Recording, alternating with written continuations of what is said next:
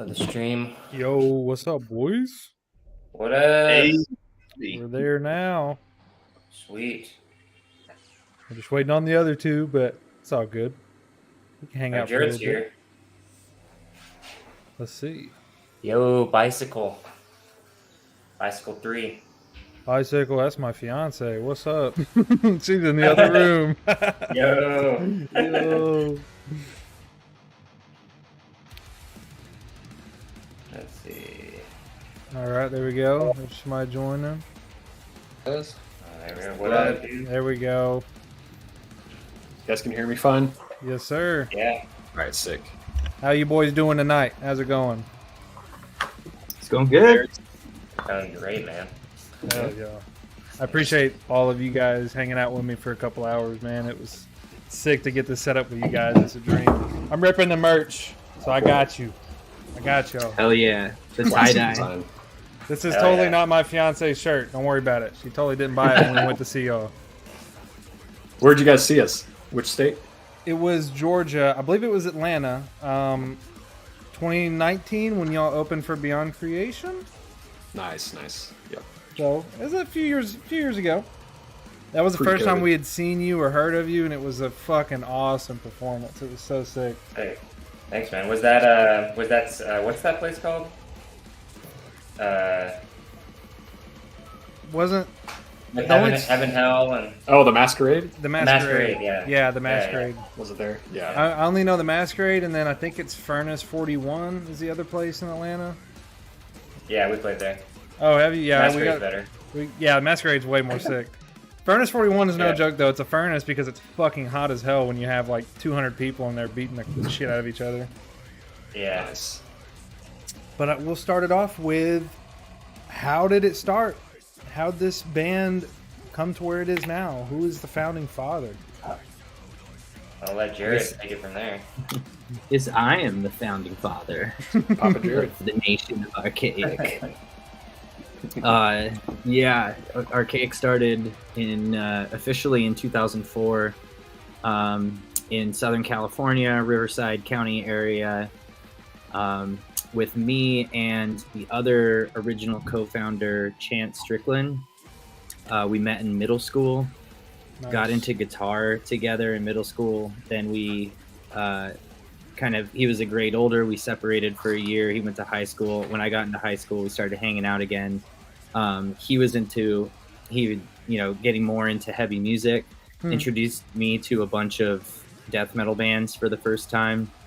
I didn't even like the vocals like everybody else says. Like I like the music, but the vocals, I don't know. I was like, this is so strange. I feel like that's how it starts for everybody. Yeah, it was like Nile, like the really like burpy and dying fetus, Yeah, the good stuff. yeah. And we started jamming together, writing some riffs, trying to learn metal songs, and found a couple other members at our school in high school, and convinced them to join a metal band, even though they didn't have any experience or weren't really maybe even into metal. But we're just like, well, you play the drums, this is for you then. And then Hell yeah.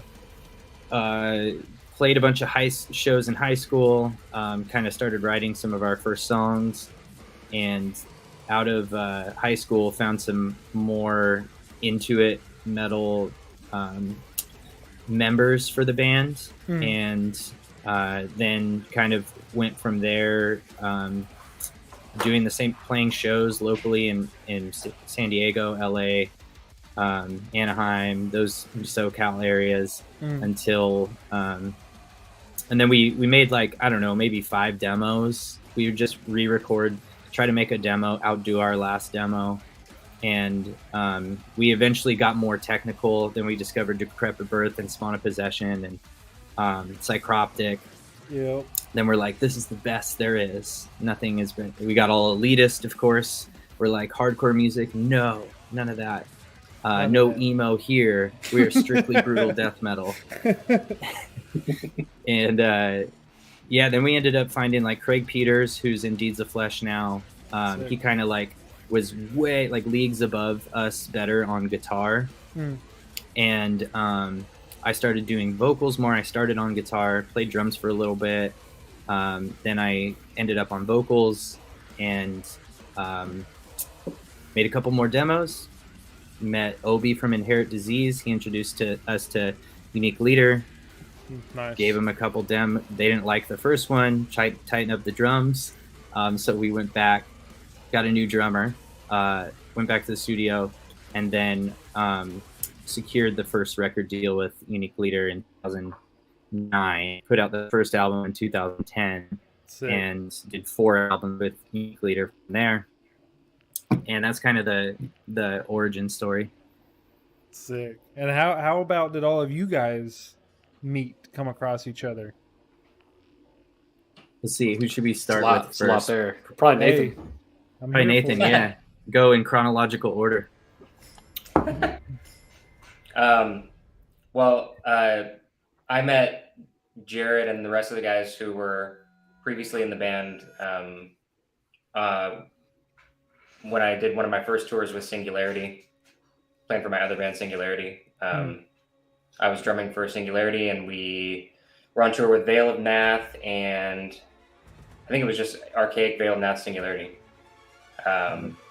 Yeah, and that was like 2016, and I was just jamming with my band. Then after that tour was over, I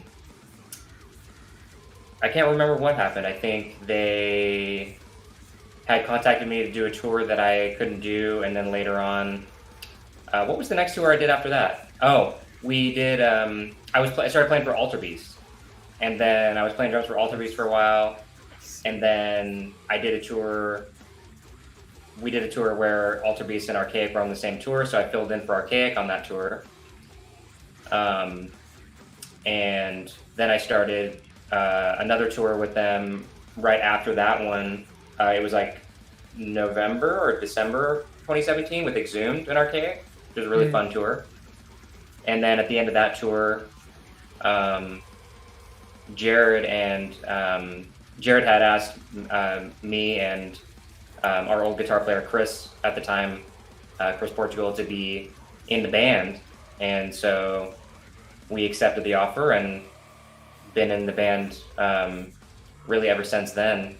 For me, 2017. But yeah, that's pretty much how I met Jared. Just and you know, the guys who were in Arkaik at the time, which was Adam, who plays bass in Vitriol now. So he was playing bass for Arkaik at the time, and Greg Paulson was on guitar. Nice. Yeah, so yeah, just happened upon, just like any other situation. You're on tour with somebody and they're like, hey, I really like the way you play your instrument. One of Will you those play shit for my happens band? kind of things. Yeah. Yeah. And let me say, but- dude, as a drummer, you fucking blew me away when I got to see you guys perform. Because, you know, Oh, I was thanks, with man. all my fucking nerd-ass music friends as well that also had a band. And we were just like, Yeah. how the fuck is this dude playing so clean and tight live? Like, it sounded like a studio track. And we were like, what the fuck? Oh, So man, we've thanks, all man. just been kind of like watching your shit since, because we were just like blown away Okay. with how clean you were live. It was fucking like next level, dude. Thank you, brother. So I just wanted to put that out there. Appreciate it. Yeah, that was I definitely was in touring shape then, because I was doing I had a lot more tours going on back then. I think I had recently just got off tour for filling in from with Vervum on Tech Trek, the one with Archspire and Fairy and Wormhole. Nice ass lineup too. Holy shit. Yeah, that was a really fun tour. But yeah, I was definitely in good touring shape at that time. Well conditioned. A lot of playing, yeah. Calves I don't of have steel. as much. Yeah, like unfortunately, this is my practice. I'm in my garage right now, and this is kind of where I practice. And I just, I can't really get into it as much as I can, like if I have like an actual practice space. So, For sure. but yeah, Looks I pretty appreciate sick. it though. Thanks, man. Yeah, Yeah. I got it set up. You know, got the kit, got the nice Remo, Yeah. the legit kick drum head, not the sticker. Yeah. It looks so good, dude. Thanks, dude. That's what I was talking about while you were out of the garage before we started. That kit is fucking insanely nice. I was telling him, like, I would only want to be myself setting it up. I wouldn't let anybody else touch it. Like, please don't fucking scratch my drum set, please. Yeah. I got the silent symbols, and there's like towels all over the symbols, and it's like kind of muted and everything, but it's pretty sick. Jared trying to get chat hyped up.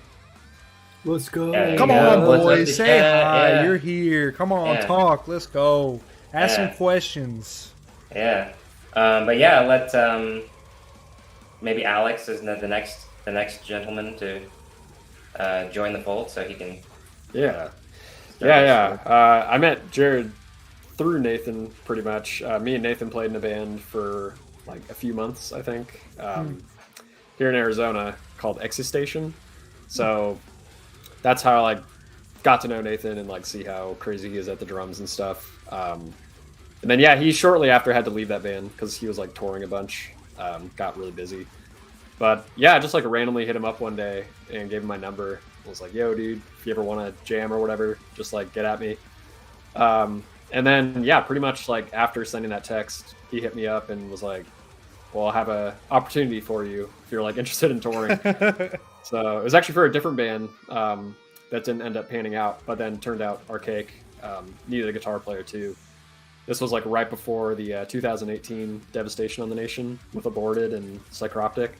I mean, it was always a dream of mine to like tour and play live all around. So hell yeah. I was like tripping out and got to like learning their music right away. And I had actually I'd seen them live on that same tour Nathan was talking about with Singularity and Veiled Nath. So I remember seeing them that night and just being like, "This don't know these guys, but they're insane," So once I got once I got the chance to audition, I was just like, that was life for a week until I got the thumbs up.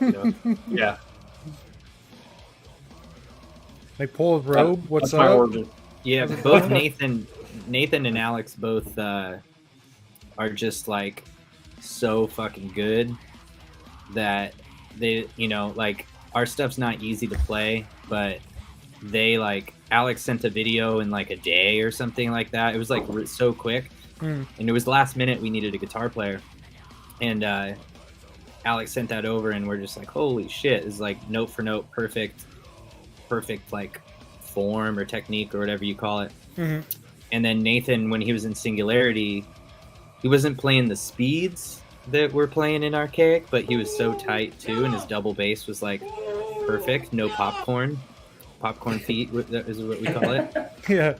And so between like we've had like I don't know a handful of drummers, but the last permanent drummer before Nathan was Alex Bent, who's also an incredible drummer and plays for Trivium now.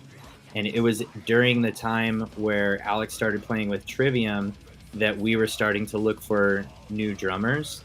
And we actually toured with a couple other drummers before Nathan. And then when we toured with Nathan, when he was in Singularity, I was like, this is the best drummer I know, other than Alex, who's also at that level. And I just was like, Nate, you want to tour more often? And he's like, yeah, let's do it.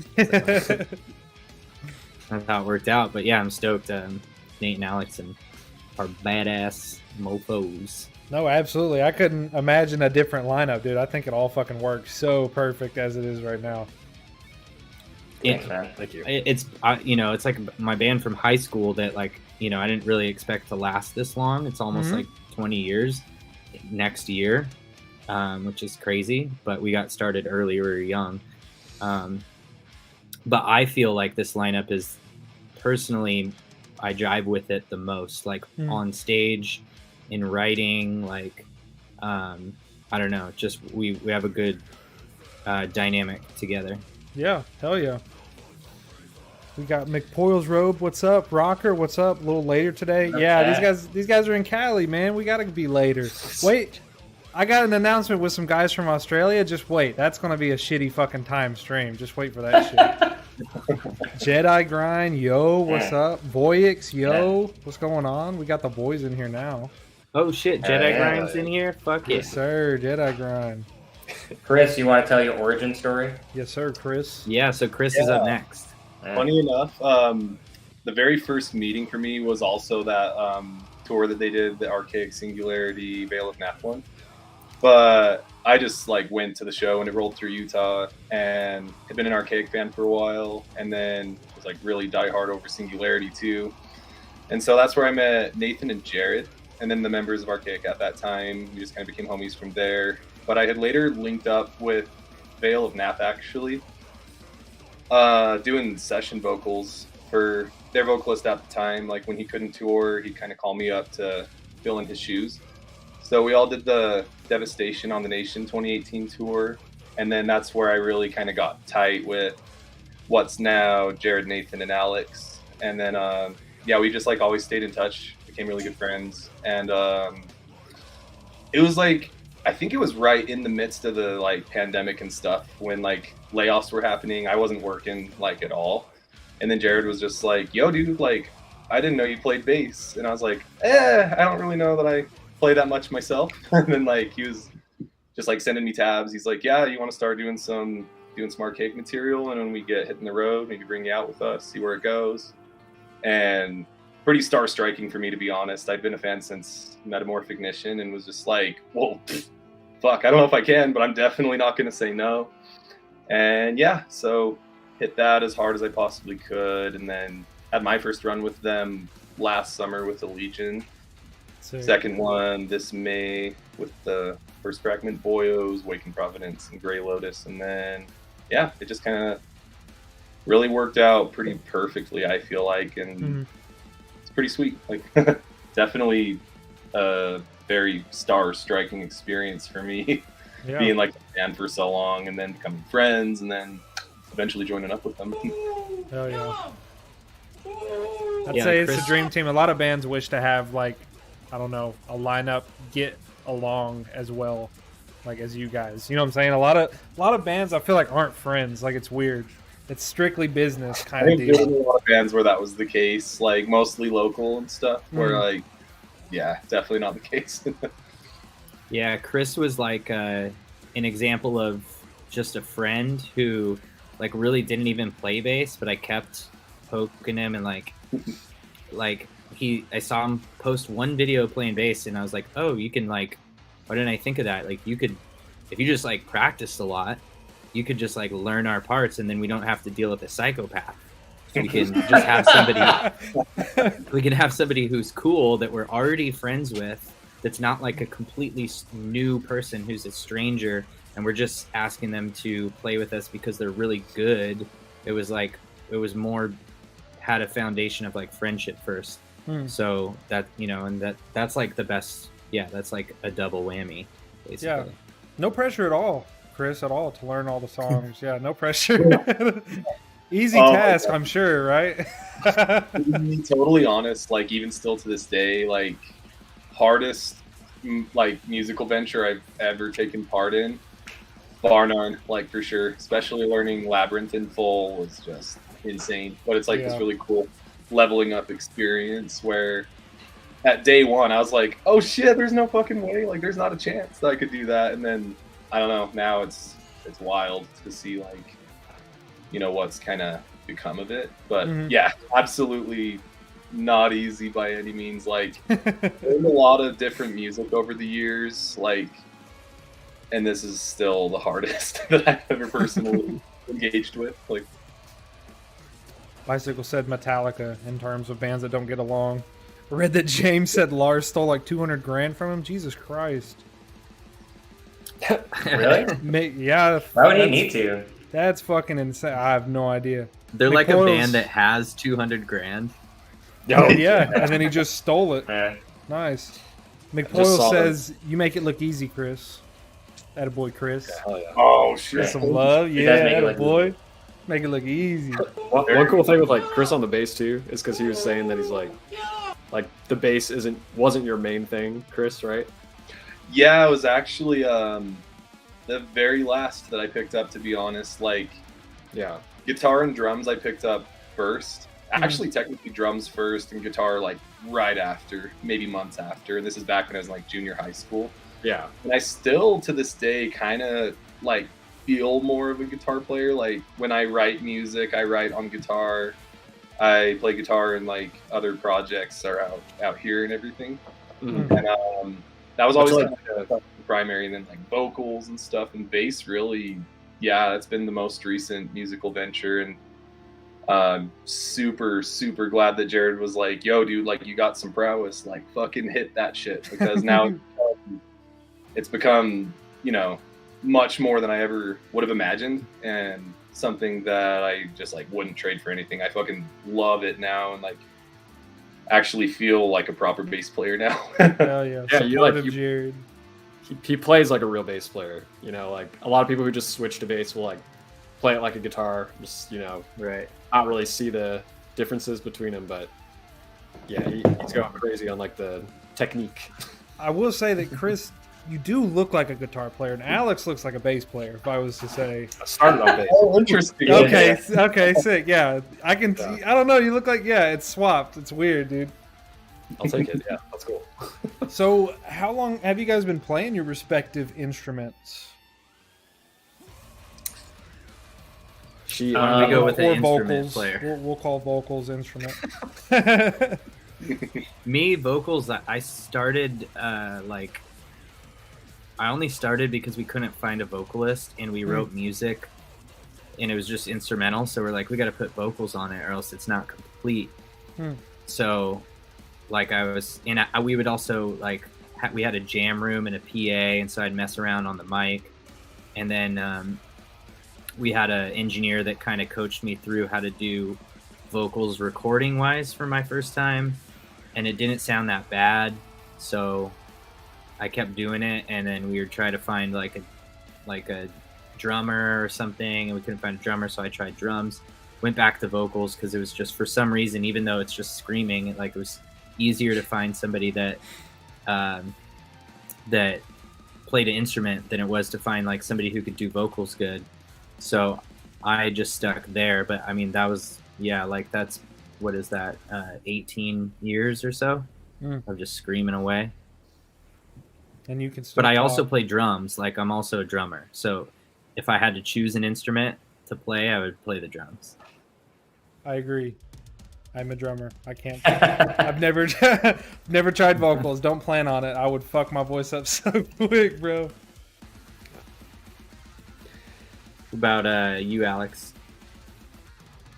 I've been playing. Well, yeah, I started bass when I was like 11, so like 17 years ago. But I picked up the guitar a year after that, so I've been playing for like 16 years now.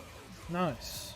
Which makes me feel old, but yeah, Yeah. my whole life. Yeah. Mhm. Yeah, First I've been playing for probably about around 20 years or so. I feel like I should be better for how long I've been playing, but you know, Shut the fuck up, when you're Nate. when you're Come on. when you're Come on, bro. when you're in your early years of playing, especially like as a teenager and stuff like that, like for me at least, all I did was listen to songs and air drum in my bedroom. So I didn't actually like know anything about like how to practice properly or whatever. I just played with my high school band and tried to play stuff that sounded like bands that I thought I liked and were cool. So, but yeah, then I got into serious practicing, you know, like probably more when I joined Singularity, a little bit before that, probably like 2013, 2014, I really started getting serious with it. Chris? So drums and guitar, from when they were first picked up, that'd be about 17. Yeah, 17 years, almost 14, or 17, almost 14. Jesus, 17, almost 18 years. And then bass, I had like kind of messed around on a little bit. I had an older brother that like played a bit, kind of hobbyist player. I pick his up from time to time and just like fuck around with it. I actually used to just kind of like warm up on it because the frets were so much further apart, and so it made me feel so much more warmed up to play guitar. But I didn't really start like actively playing it till 2016 was when I got my own, like when I decided to get my own bass guitar for the first time. And start taking it a little more seriously, but really didn't actually start avidly kind of like identifying with being a bass player and like hitting it as hard as possible until 3 years ago was when I really was kind of like, all right, now I'm fucking in it and stuff. Like, so like 2016 to 2020 was getting the fundamentals, getting used to this instead of this. And then the past 3 years have been really where it was kind of like, all right, now I'm gonna 50 cent this bitch and I'm either gonna do it or I'm gonna die trying. Come a long way in that short of a time. Jesus Christ. Thank you, my brother. I do feel like guitar helped a lot for sure, especially with the fretting hand. It Yeah. felt like a semi-easy adjustment. Still not fucking easy. Drumming to bass doesn't work. I know because I had a bass for like 3 months and sold it. I did not. I couldn't do it. I was just like, "Fuck it, I'm a drummer. It is what it is." Yeah. Destroy Your Anus 69, a fantastic fucking name, said, "I like to think I'm a decent guitar player, and then I realized the song I want to learn is the Supernal Flame, and I want to toss my guitar in the trash." True man, words don't haven't do been that. said. A song is Fast fast one. one. Yeah. That is legit. And the rocker Yeah, asked, Just take it What- slow. That's what all the guitar Yeah. players I talk to Take it say. slow. They say just get Guitar Pro and make it really slow, and then speed it up over time. Yep. But nah, Yeah. it's hard. I'm not going to try to play Supernal Flame. I can barely play guitar nowadays. Yeah.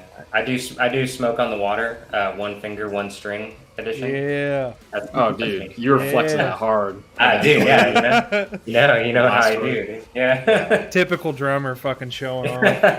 Yeah. we were like rehearsing at Jared's, and I would just wake up and like to the sound of that riff being played on the Yeah, ukulele. Smoke on the Water. Oh yeah. yeah. Yeah. And then I'm just constantly doing bends on the highest string possible. Like 50 times. It was sick. I almost forgot about the bends, but now I'm like still picturing that so clearly. I'm like, Yeah. Yeah. Yeah.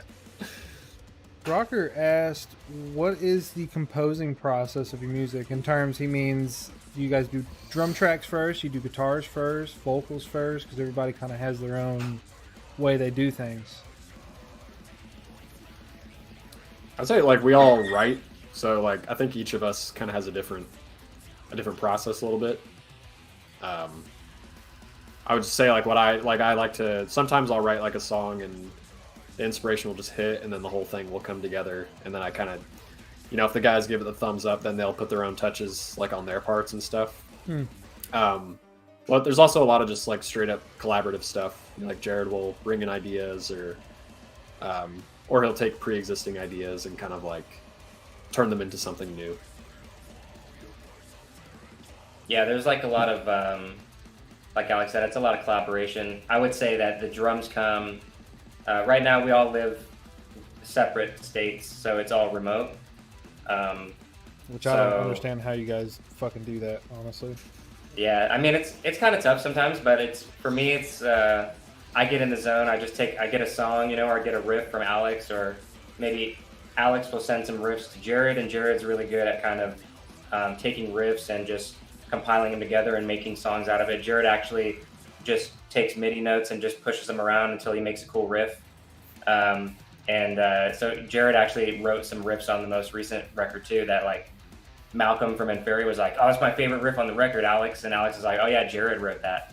And it's like, Jared's not even a guitar player, so it's funny, but it's I'd say I use the Stephen Hawking method, which is like you're on a computer and you're just like, give me MIDI Yeah. and I'll like yeah. move it around. But I would say Alex probably, what I do is I take riffs that Alex gives me and then I make new riffs from those notes. And I've got this like Ableton hack that I use where I like take a guitar profile, I make it into MIDI. But I mean, the question was like, do you start with guitar or vocals or drums? We usually start with guitar. Like Guitar, it usually yeah. starts with riffs. So you get like a collection of riffs, and then piece them together, write some basic drums, then we ship it to the drum department, Nathan, and then he'll spend 2 hours on a 0.5 second one drum fill. Yeah. drum fill and program like what he would actually play in real life to the riff, but it'll still be all in like MIDI. And then once we have like the drums as the foundation to the MIDI riff, we'll ship it over to the guitar department, and Alex will like record the actual riff like, you know, normally, and now it has a more human feel to it.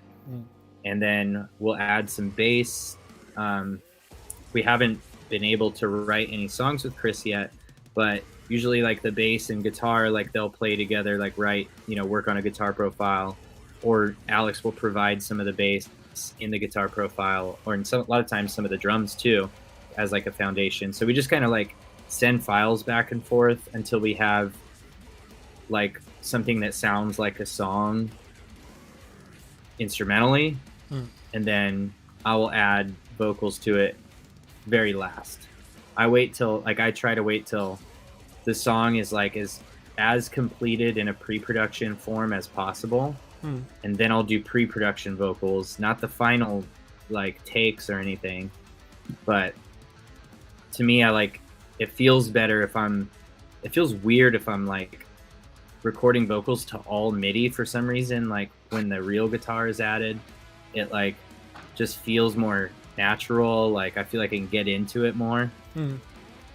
But yeah, so like basically that's what we do, is like start with some riffs, send it back and forth, figure out a song structure, and then polish everything up. Then we re-record everything with drums in a studio, you know, from the MIDI drum programming. Nathan will go record it in a studio.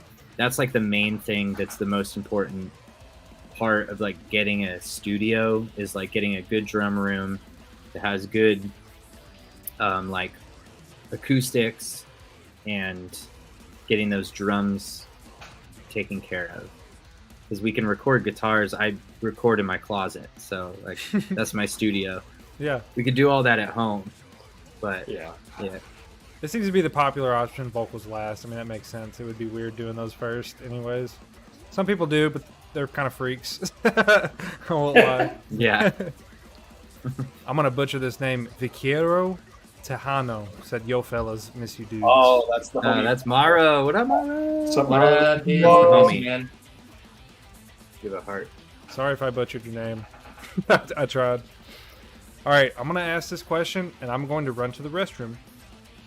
So, and I'll answer it too. But your favorite song off of the newest album? It's a hard one. Who wants to go first? And you continue. Damn. I'm going to run to the restroom. All right. Give What us is my time to favorite think about it. song? I almost feel like me personally, I have to do. You go first, Chris. I feel like top three's got to be God, and that's still so fucking hard. But if I like had to, I'd probably say Orpheon, Abode of the Deceiver, and then oh god, probably To Summon a Moria. Honestly, I was tossed up between that and Vertical Road though, because those two are like right up there with each other in very similar ways. But yeah, probably Orpheon, Descent, Abode of the Deceiver, and then To Summon a Moria. I think if I had to pick like a top three. We're doing top three. That's easier to do than pick one. I would say my favorite is Vertical Road, because like I wrote all those lyrics pretty much on the spot, more of like stream of consciousness, like on a Google Doc. Like, okay, I had all the patterns in my head since day one, since we like, because that song goes way back. But so I know like I would go like, oh, duh. You know, like I knew I would do like certain parts, but I just didn't know what the lyrics would be. But that was the last song I think I did lyrically and vocally, like recording it. And it's got some more personal undertones to it. So it's got that that riff at the end that I wrote. You know, we all had egos, so gotta fulfill that. Yep. But that one, then Orpheon Descent, because that one's just like really brutal, and it's got like it's kind of experimentally stuff, and like I don't know, like it's kind of like a newer sound for us. And then I would actually say now, after listening to the album a lot, is Eminence Emergence. I think that song's like an opus. So like, it's like really meaty, but like, it's got some of the craziest parts on it and coolest parts, like the clean part. Mm-hmm. Those are my top three. Shit. You want to go next, Nate? Yeah. On the new album, I would say Vertical Road in terms of like the song that I like the most. One thing that I appreciate about it is that I only used like 2 blast beats in the entire song. So like, you know, yeah. I mean, of course, I love blast beats, but if you think about it, the blast beat is like one of the most extreme things you can do on drums. So like you can't really do much more than that. So like to throw a blast beat in when it sounds like the most climactic part or like where it fits the best is cooler for me than just having a blast beat throughout the entire song. Which of course I have songs like that. But yeah. But that's why I like it listening wise. And then as far as like playing, like most fun to play is probably like just the title track, Labyrinth of Hungry Ghosts. That one's really fun. Really pretty, like it's only, I think the tempo is pretty comfortable for me. Like I'm pretty comfortable around like between like 220 to like 235 is like my favorite BPM, I would say. So like it's, you know, it's pretty comfortable for me to play at that tempo, and the parts are fun. So it's my favorite one to play. Fair enough. Scott, thank you for subscribing, man. I appreciate it. Sorry, don't mean to interrupt. No, you're good. I would say I have like my most listened to and then my favorite. So my most listened to would be the title track, Labyrinth. Just because it's so like groovy and fat and just, I don't know, it's like a riff fest, just nonstop. Yeah, that one just like never gets old to me. I just really like some of the grooves in there. Yeah. And then my favorite one is probably a song called Broken Glass Apotheum. Just because like that one, the riffs are like so weird. It's like a song that shouldn't exist, but it does. And it's I just like weird, quirky, surprising ideas, and it's just full of those. And the last riff in that song is like probably my favorite riff on the album, so it's got that going for it too. But yeah, I'd say those are my 2 favorites. I'm fucking sold on Summon of Moria, honestly. That's it. I'm a fucking dude.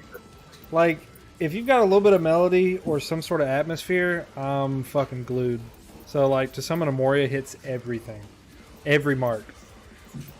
So like, I'll go through like today, just before the stream, like I went through and listened to the album, and I listened to Summon of Moria for like 4 times, like 4 more times on top of that shit.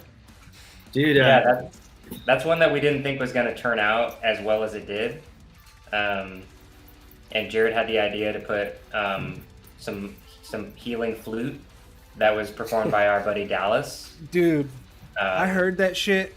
Yeah, you just fucking ascend, like yeah. Just like, and everything coming together like makes the song as good as it is. It's like it's not one of those songs that it's like, oh, the drums are crazy and the guitars. It's like everything. Yeah. So yeah, and then my guitar player from Singularity, Jack, did a guest solo on that too, like just right before the kind of like really, you know, quiet flute part comes in. He did a guest solo, so it's just like it's a really cool song. It's got a lot of collaboration on it. That's sick. I Am Asleep says, "What's up? What's up, dude? First time What's up, chat. Dude? What's up? Boy. What's And up? Everybody answered right. I was in the bathroom for the first half of that question. I apologize. Everybody's good. Yeah. On that one, right? Mm-hmm. Sick. Yeah. All right, so this one is kind of interesting. If you guys had to choose a genre that wasn't metal that you had to play or perform, what would you pick? That's also tough. I'll go last. I can go first on this one. I think I was like meant to be just like an indie musician guy. Like I could have been see an indie that. kid really Word. easily. But then I got down the metal rabbit hole and it like changed the course of everything. But Yeah. Yep, welcome. I think I always planned to like just write moody. You know, I say the word indie, like I'm not even that big on like indie rock, but just kind of like dreamy stuff, you know, softer. Still something I want to do, just have never done it. So yeah, that would probably be the genre I play. I agree with that. More That's a good one. poppy, dreamy rock stuff. I've been finding Yeah. myself listening to a lot of fucking indie lately for some reason, so that's Cool. that's Yeah. an acceptable answer. Right on. The two big ones that come to mind for me is like, so if it wasn't metal and I was doing vocals, I'd want to rap for sure. I actually Word, okay. I fuck with writing a little bit of rap in my spare time. Oh shit. And then if it was bass, funk for sure. Something kind of like, I don't know if you guys have heard of like Dirty Loops, but I would fucking Yep. love some shit like that. Like, Dirty Loops is great, man. yeah, that would be dope. Like, oh my god. Yeah, easily funk on bass for sure. Whatever the hell Dirty Loops would be, yeah, like that right there. That and rap, funk and rap for sure. Oh yeah. I would do synthwave. Oh, Um, yeah, I would play some kind of synthwave type music or like R&B. Yeah, hell yeah. Yeah, some like Casey and JoJo shit, Yeah. or like some Omarion, some Usher, stuff like Yeah. that. I like that kind of shit. Yeah. Damn. But yeah, synthwave probably that kind of stuff. You know, I like to be able to like groove and like do beats and then like be able to throw some chops in. And I feel like those kind of like have that kind of like the vibe that I like. Fair enough. Nate's blast beater on the streets. R&B Synthwave in the R&B sheets. Yeah, for me, Omarion is the shit. I would probably do two of my favorite genres are like underground electronic, like bass, alien bass stuff. So I'd probably just like make weird alien dubstep kind of stuff, and then or I would play drums in like a weird sporadic like prog band like Mars Volta or something like that. I can see it. I could definitely see that, honestly. I could see you making some underground German club fucking alien bass. I do in my spare time. It keeps Fucking blasting the windows out. it keeps my composition chops sharp. Just pushing around little MIDI squares and making compositions. If I don't have any riffs to do that with, I'll just like download a sample pack and get some whoops, and, you know, some drums and stuff. Destroy fun. Uranus said I could see you rapping like Necro, Chris. Oh, fuck yeah. Oh, hell yeah. Hit some Necro? That would be pretty tight, I'm not gonna lie.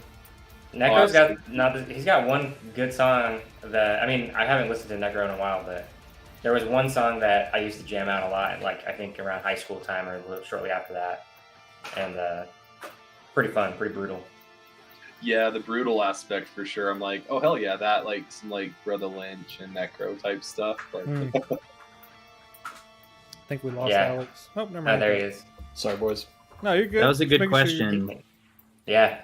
yeah, I Good. like that one a lot. Glad you liked it. It makes you think a little bit. Puts you on your toes. Bicycle said, "I wish you could title these videos so you could title Synthwave in the Streets, R&B in the Sheets." Yeah, I know. It'd be. I was That's right, yeah. That's gonna be my new. That'll be my new Instagram bio. Hell yeah.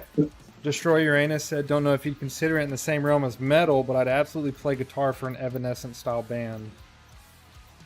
It's like With Yeah. a chick Metal, singer? different type of metal, but yeah. Yeah, I would say. I don't think it's like Is it it's just not for like the chick metal, singer? metal, but it's there.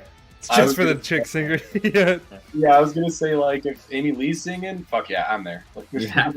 Yeah. I do think it would be fun to play in a band Yeah. where it's just the music's like easy. Like I think Yeah. that'd be sick. Yeah. Yeah, Because honestly, you could rock out. Yeah, pretty much only experienced. Well, the closest thing I ever got to that was like a more black metal band I played in, and it's like a different thing because you can kind of just, I don't know, vibe out, you know. yeah. But at the same time, sometimes I'm like nervous on stage about like interaction with the crowd. So the techie stuff kind of gives you an excuse to just like focus, you know. Yeah, so Yeah. That is the performance. Yeah. It's just watching people. This is play- our play interaction. shit. yeah. Yeah, Yeah. I don't know. Exactly. I like both. Yeah. Paid $15 for this. Congrats. Yes. They know what they're coming for. So if you guys weren't focused on music, what other path life do you think you might have taken, if you hadn't chased music? Like, maybe you went to school to be a fucking rocket scientist or something before you got into music heavy. Who knows? Definitely. With the good questions. Thank you again with the Yeah, good these are questions. good. Yeah, These these are are they're good. good. Yeah. Thank you. It Definitely. took a long hour to think about these. Coming prepared. They're good ones. Take notes, Cali Death podcast. For me personally, definitely auto mechanics, like particularly like performance and stuff. Like, Mhm. love to work in a performance shop. Would be dope. That's a dream shop. I've worked in 2 dealers, and I fucking regret it. I would only work in a speed shop. Yeah, now. I was a Subaru technician and loved working on the cars, but fuck everything else about working in a dealership like that. It sucks. I was a Honda and a Mercedes technician, and surprise, Mercedes? surprise, Honda had fucking AC in their shop and Mercedes didn't. Who would have fucking thought, right? Oh, Mercedes weird. was fucking filthy. It was stupid. We would use Hyundai oil from the guys next door to put in these like $400,000 fucking AMGs. It was fucking stupid. Oh lord, it's wild. Yeah. So don't miss the auto zone, dude. But it's still fun working on cars. Yeah. Amen to that for sure. That's the next biggest passion behind music is cars, like right there. Yep, I agree. For me, I would probably say, so what I did for the last, I don't know, 10 plus years while I was doing music was working with kids with special needs, like autism. And that was actually a really rewarding job.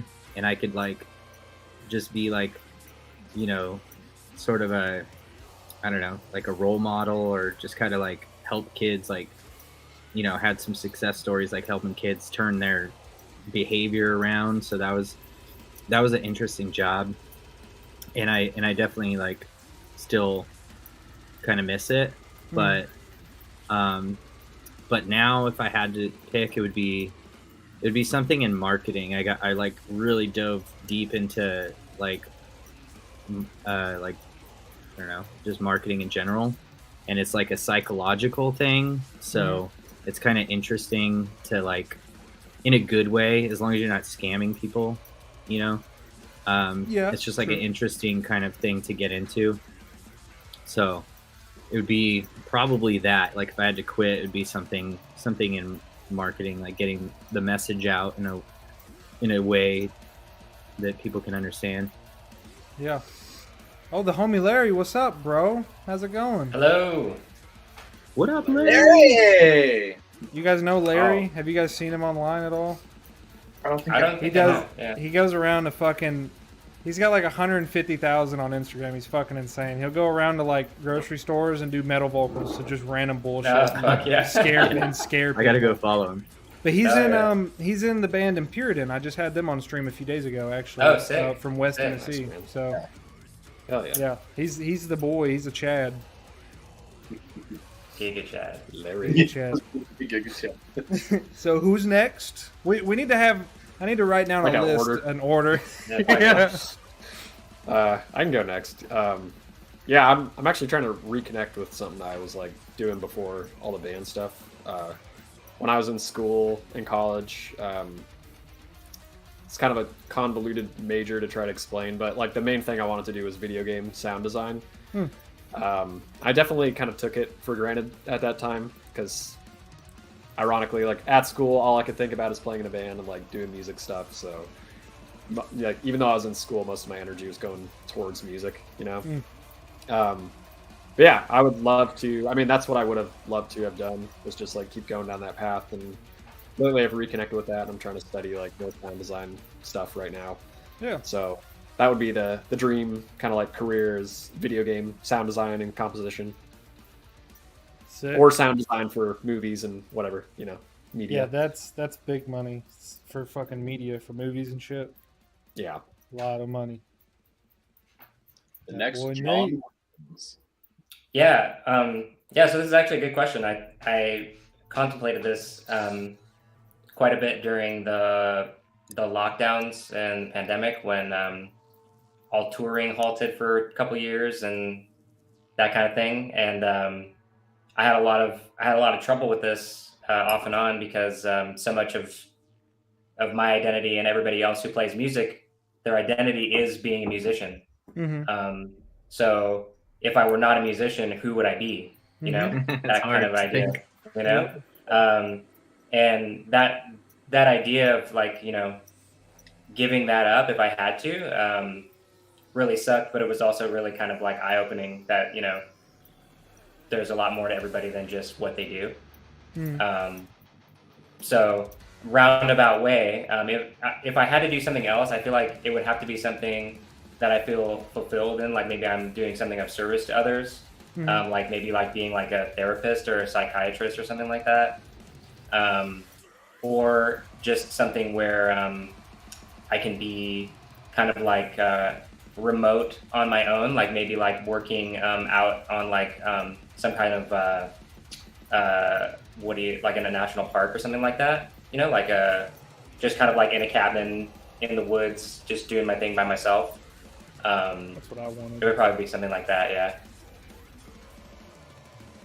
I agree. That's what I wanted before. I want to try this. I want to take all my energy into this. But if I didn't, I would do something like that too. Working out, like a habitat conservationist or something like that. Yeah. Just be out in the wild, make an impact, and not be fucking with people. Trying to help nature, because nature is really fucked right now. Yeah, exactly. Yeah. So No, that's right. That's sounds like fun, especially like, it just feels like technology really clouds everybody's brain lately. So, and mine included, I feel like, you know, sometimes I have a hard time concentrating and all that kind of stuff. So to be able to, you know, just be out like where I can't use that stuff would be maybe nice for a while, you know? Yeah. That's why I'm waiting on it not to be 110 fucking degrees and 100% humidity here, so I can actually try to go camping again and not sweat to death. Yeah. And just turn my phone off for a couple days and see what happens, you know? Yeah. I feel like I went camping, like last time I went camping was maybe like a year ago, 2 years ago. And I remember feeling like really like weird, you know, like, oh, I can't check my notifications, and I'm like, this is dumb. Why do I care? It's everyday life, dude. It becomes your life. It's like a job, you know. Yeah. And I came back from camping, and people were like, I had messages from people like, dude, are you okay? And I'm like, dude, I've just been camping. Like, That's how it is. Yeah. A disclaimer next time now. Like, hey guys, let everybody know. Hey, I'm going camping. I'll for be an extended alive period for of the next time. 3 I'll days. be okay. Yeah. Crazy you have to do that, but yeah. Yeah. Which I understand. A lot of people, man, are just sucked into that Oh, it everyday was life, funny. dude. You know. Yeah. I was I was like, oh, thanks for caring. Life is a grind for a lot of people, man. Like, people don't realize, you know, they've been doing the same thing over and over for fucking 7 years until they actually take a minute and stop and breathe. And they're like, holy shit. Like, I need to wake up a little bit and go outside, you know? Like, people have been turning into robots really easily. Yeah, that's kind of like why I probably quit, like, I don't know how many jobs I've quit at this point, but like, I like being able to like that. I'm not afraid to quit my job, like, so they're like, I do a lot of cool stuff. Like, I always get promoted, and like, you know, they want me to do more stuff and be more in the company and whatever.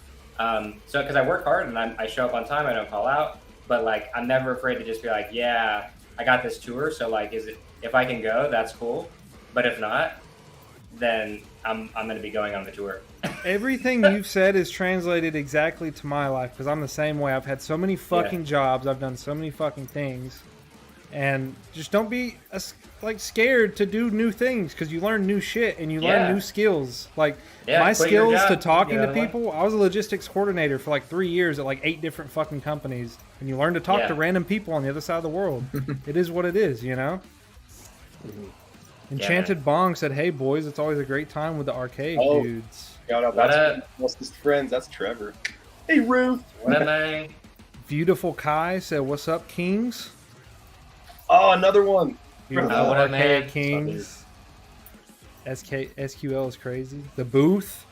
The booth. The Yeah, booth. the booth. Destroy Uranus said, "In the past 20 years, I've probably worked 50 different jobs." Yeah, I feel you. Yeah. We're on that track, bro. Yeah, of course it's nice to have a career where maybe you make a good living if you enjoy it, but like a lot of these companies don't care about you. They replace you in an instant. Yeah.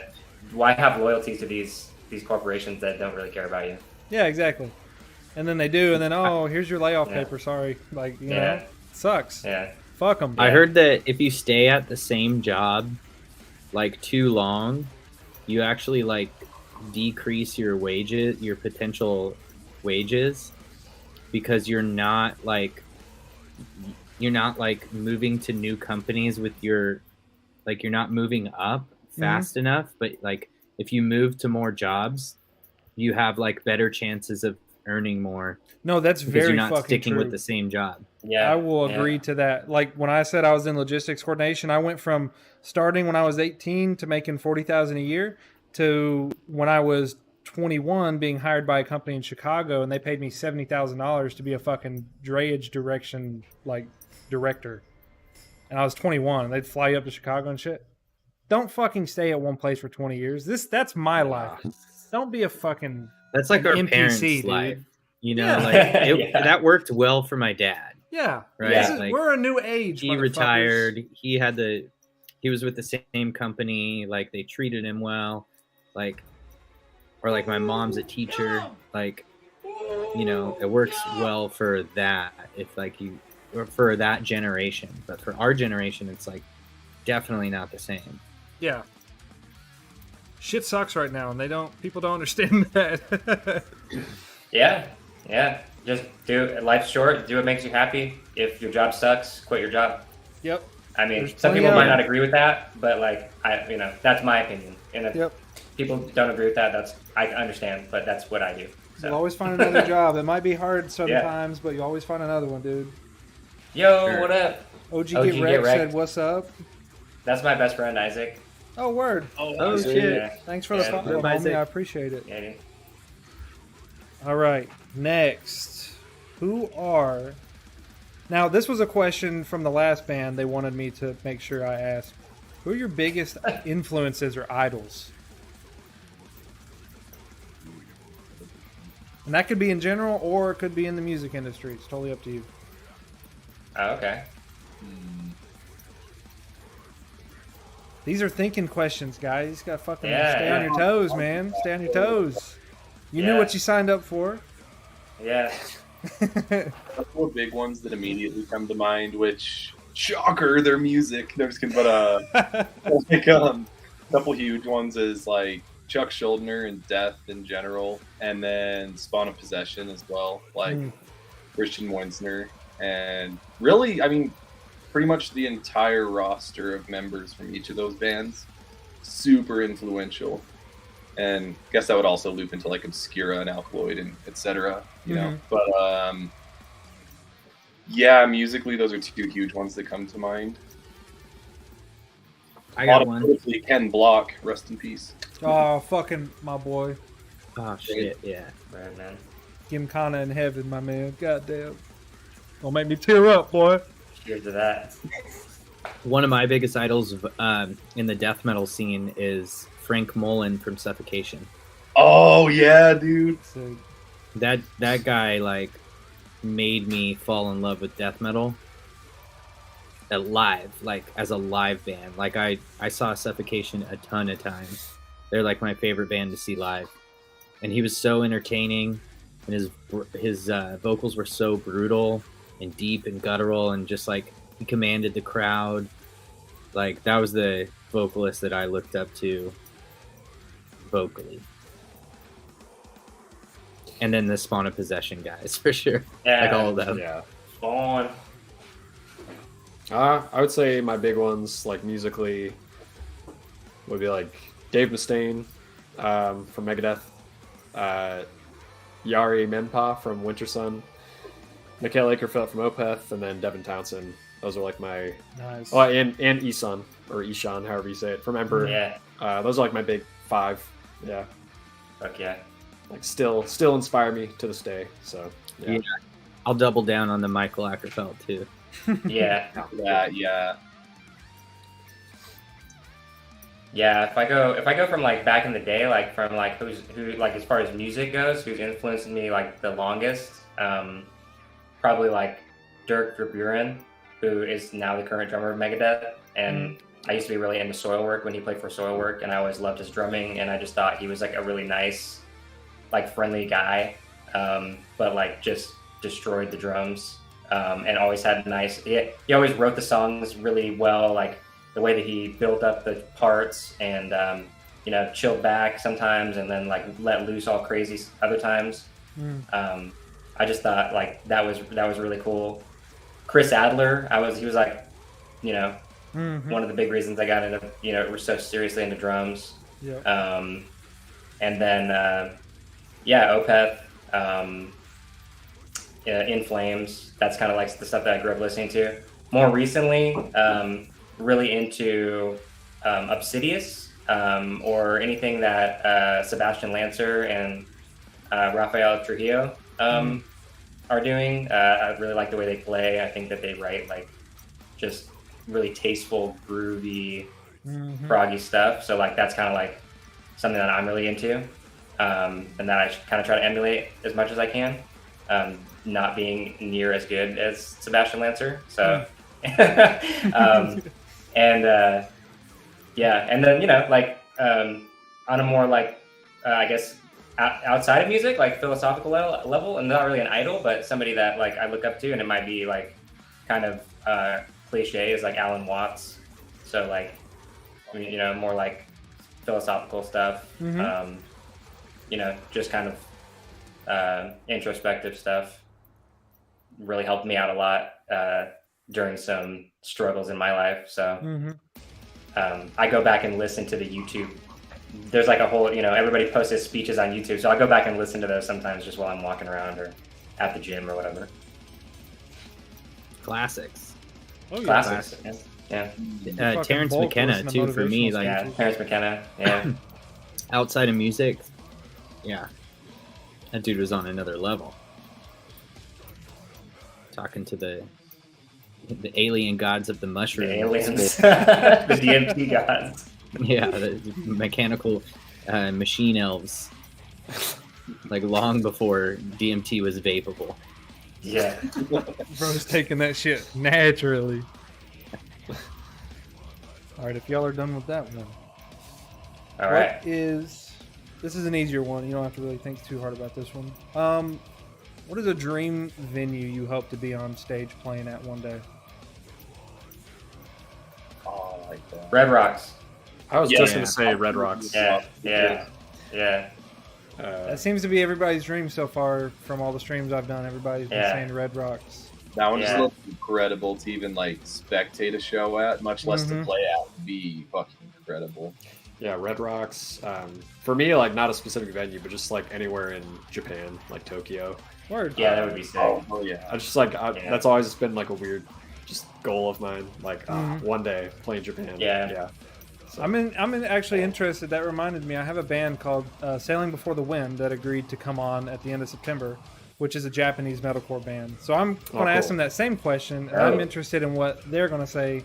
If it's even Yeah. America, who knows? It may not even be an American venue. So yeah, that'd be yeah, sure. pretty interesting. Because I also know a lot of Yeah. people, Japan is just kind of a dream place to either play or just go to, you know? Yeah. Absolutely. Yeah. I would say the Obscene Extreme Festival Oh, that's wild. seems like yeah. really sick in Yeah. Europe. I'd be so down. Yeah. That does look dope. I'd like to play the Gorge. I grew up in Washington near the Gorge Amphitheater, which is an outdoor venue.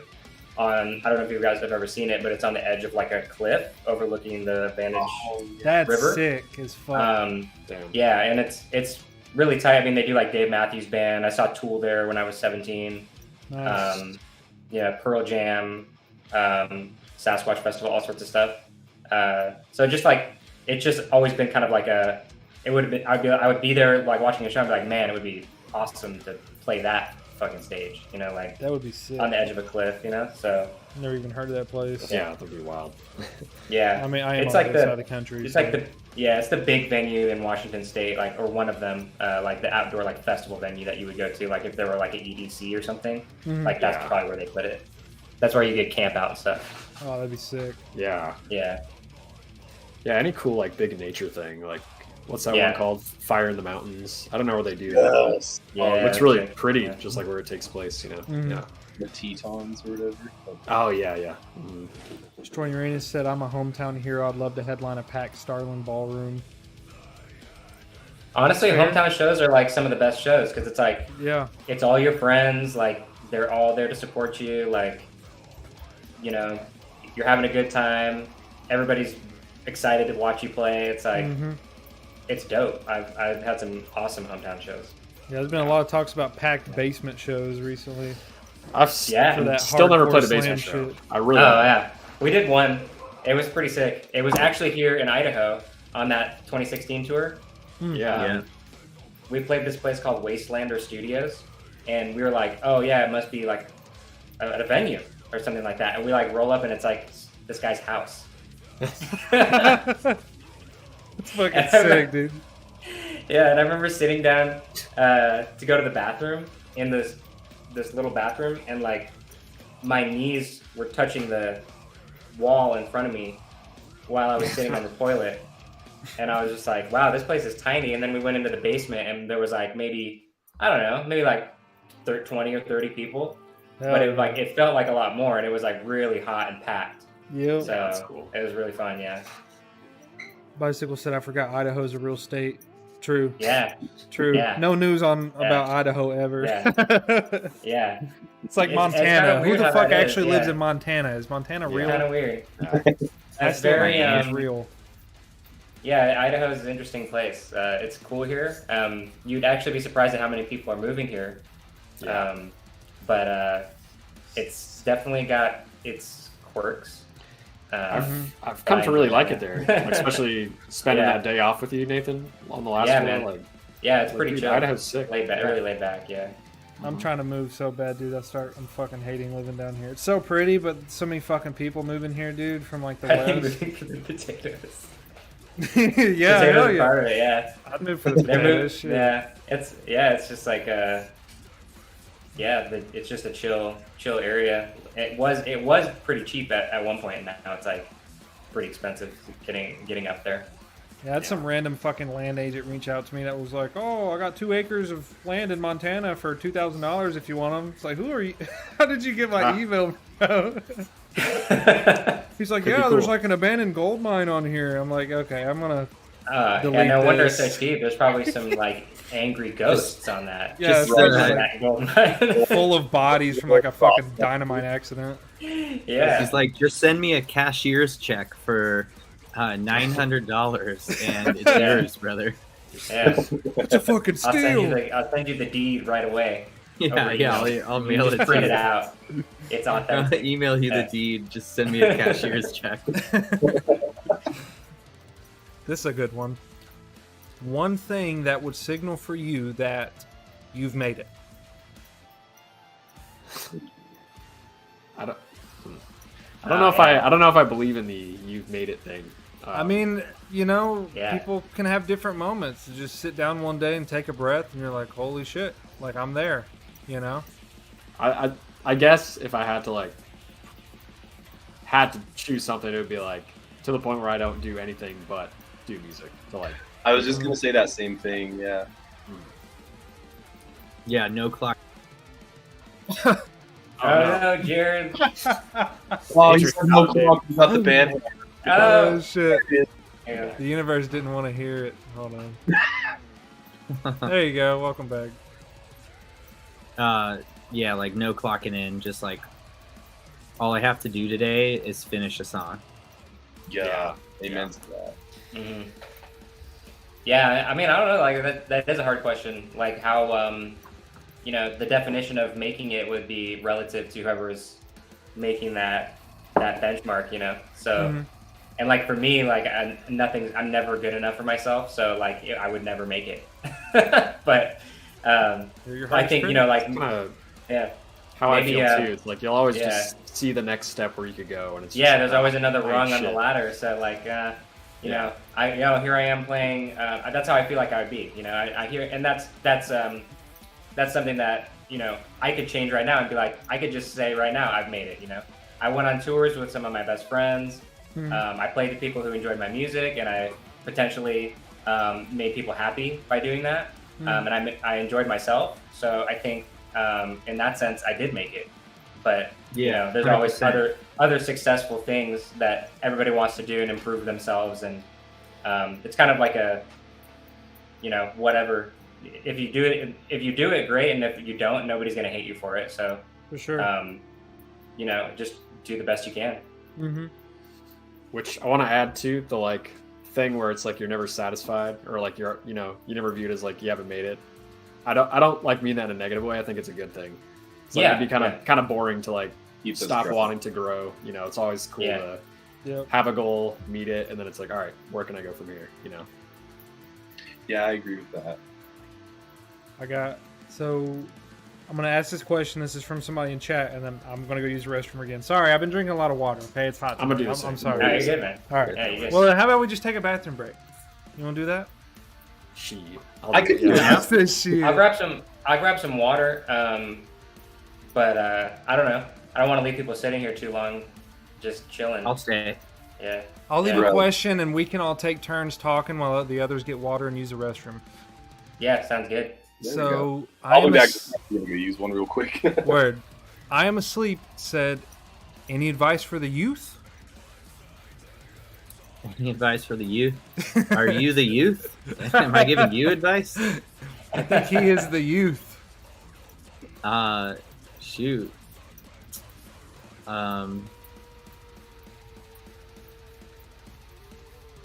Yeah, don't care about what people think about you. Yeah, that's good. I know that's hard to do, but get a career job early. Yeah. Get a career job early.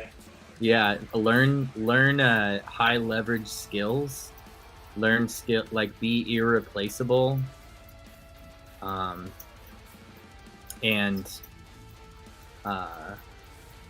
don't. I don't know. What do you think, Nate? Any advice for you? It's hard to say. I think my age demographic, I'm like a millennial, I guess, and the youth is a different generation, and I feel like with my parents or the age group that they're in, we're a bit out of touch with each other, and so I don't know what the youth of today is really going through because it's different from what I did, but I would just say basically, like Jared said, don't care what people think, do whatever you want to do, and if that's going to school and getting a career and making a lot of money or whatever, like do that, just as long as you're happy doing that and you enjoy that. I think just be authentic to yourself. As cliche as that is to say, be true to yourself. And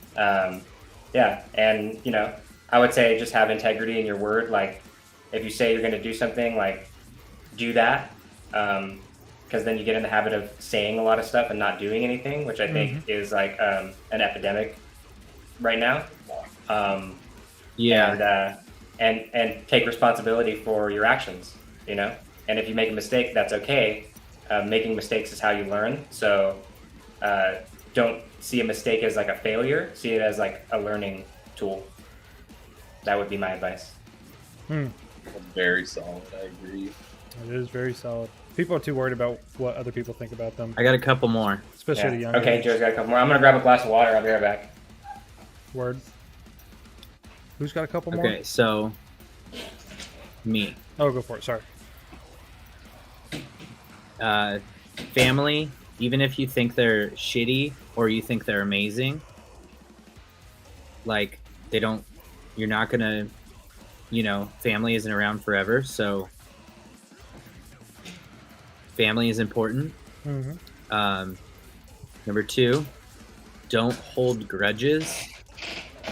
Grudges are like carrying around a backpack full of spiky lead balls. It is not worth it. You can easily just let it go and put the backpack down and get the weight off your shoulders. Mm-hmm. And number 3, pick a book, pick a subject, and read an actual book, like a physical book. Mm-hmm. It transfers into your brain differently than watching a video, or we're so like video consumption now.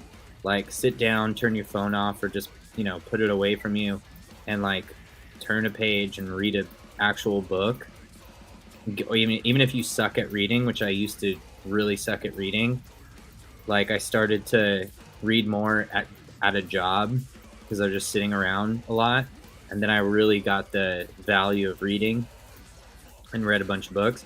So yeah, that's another one, is like there's so much knowledge out there in the form of a book. It's just packaged really well. So those are my 3. For sure. Anybody else have anything to add? So this was like advice for the youth. I think I heard that as I was getting up, right? Mm-hmm. Yeah, that really is such a Jared and Nathan's points, at least from the points that I walked in on, so absolutely solid. I really couldn't agree more, and I think I would kind of like echo what they said a lot. Like, I actually work with youth currently. Like, I'm in social work when we're not touring and stuff. And big ones are absolutely like staying true to yourself. It's really hard to do at those like fundamental ages, where it's like going against the status quo and like, kind of doing what's favorable versus doing what's right, because there's always going to be that group of kids. It's like, oh, look at the nerd doing what's right. That was always kind of what I struggled with growing up, is like trying to follow that moral compass and take accountability for things. And then like, that wouldn't get you to fit in with like the cool kids. And then it took longer than it should have to like get to a point where it's like, all right, well, fuck the cool kids table. I'm going to sit at my own goddamn table, metaphorically speaking and stuff. Yeah. And, but I mean, shit, that's like really where like everything starts to take off, kind of really fall into place. And then like not letting fear allowing fear to live like in your life as a motivator and as kind of like a guideline of like, yeah, I don't want to cross that threshold, but having it there is so important to like kind of like keep you driven forward and give you something to like push out of, like to whatever it may be. In this case, it's easy to talk about like being a musician and stuff. Like, it was like so incredibly hard to like, I'm sure I could speak for a lot of musicians where it's like we're our own worst critics. And one thing that was really tough for me, especially at a young age too, was like letting people hear it. I was like such a bedroom artist for so long. And like, it could be even something as little as like my parents coming down and being like, yo, hey, that sounds cool. What are you playing? And I'd be like, nothing. Just kind of like put it down and not want to show anybody, much less put videos out there or like really just kind of throw yourself out there. That can be huge sometimes. So, like, not, long story short, not letting fear be a boundary, but more or less be like something that, channeling it into something that's kind of like, hey, well, I'm going to push through that and not let it govern my life, but instead like kind of look at it as something to confront. And oftentimes moving through it is kind of like what brings you to that greater good that you're trying to achieve. For sure. Alex, I think you're muted. Thank you. Alex is muted. Am I good now? Yep. Drop it, Sage. Dude, I'm about to drop. Yep. My advice to the youth would be kind of connected to the end of what Chris was just saying. Don't let your age be an excuse to not do something that you want to do. So when you're young, you're like, it's totally natural to be like really insecure and just kind of afraid of putting yourself out there. But what you don't know is that your young age actually, like, if anything, gives you a bit of an advantage, because a lot of young people don't like show their potential, and you know, like if they do, people are always like, "Oh my god, I can't believe you can do that. You're so young," you know. So if you have like music written, just like take the time to learn how to like record it and share it. You know, don't keep it to yourself. Yeah, pretty much that. Just like don't be afraid to put yourself out there. You know. For sure. Amen. I got a last one. This is really good. The infinite topic. Yeah. Think about when you're thinking about your music, or you think about something that you're doing or a project you're working on. Think about it in like 3 stages, like version 1.0, version 2.0, and version 3.0. You usually have to do things like 3 times before you can even like get a grasp around it. So, but you can't get to 3.0 without going through 1.0 and 2.0. So anything you're working on, just do the 1.0 version. It's better done than being like perfect, because perfect doesn't exist. And then do your 2.0, and then by 3.0, like you're pretty much, you've learned a lot. Like you have to, like, you can't just make shit perfect off the bat. Just have to start. Yeah. Yeah. Just start. Stay in school, kids. Stay in school. Do school. Destroy Uranus said in high school I had to use a 4-track cassette recorder. Jesus. 4-track? What is it? Is that like, what's a 4-track? Because there's 8-track, and what's the little 2? Is that like that some kind of track, or what's a 4-track? I would know, because I've not fucking used one. The first, I'm 23, bro. I grew up in a lucky generation. Oh, okay. Well, yeah. lucky in electronics. You had VCR though?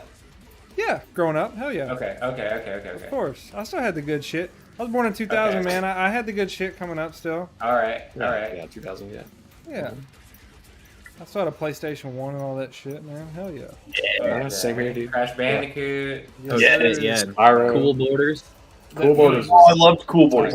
Sick. Fucking an that's such a underrated fun game game. I feel like people don't talk about enough. Pac-Man World. Pac-Man Pac-Man World World, I 2 didn't- is one of my That favorite sh- platformers ever. That shit Yeah. was insane as a kid. I still miss it. I would love to play it again. They remastered the first one for the Switch, so it's like Oh, Okay, shit. so I'm gonna They buy put a it out Switch again. now. Yeah, Cool. get a Switch yeah, now. HD remake, dude. Yeah, Cool. Okay, I'm gonna buy a Switch. Thanks. I appreciate that information. I needed that. good. All right, I've got a couple more kind of, harder, Yeah. bigger questions, and then we'll go to Cool. some lighthearted shit before we top off for the night. Cool. Now, we're talking kind of about personal life already. This kind of segues into the next question. I guess we'll say, as a band, or in the music world so far for you, what has been the most important lesson you've learned up until now? And it could have been a hard learned lesson. From playing in a band, you said? It could either be from you playing in a band, or we'll just keep it musically aligned. So just in music in general, or playing in a band.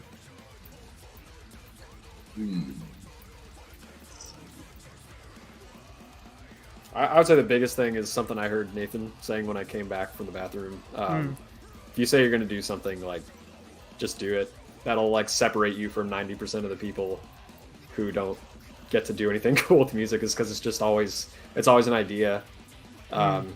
And for whatever reason, I don't know if it's just, like, intimidation of actually doing it, or fear of rejection, or whatever, but yeah, if you're collaborating with people or working with people, or you say you have something written, you say you're gonna record it, like, just do it. Or if you say you're gonna learn someone's music, just do it.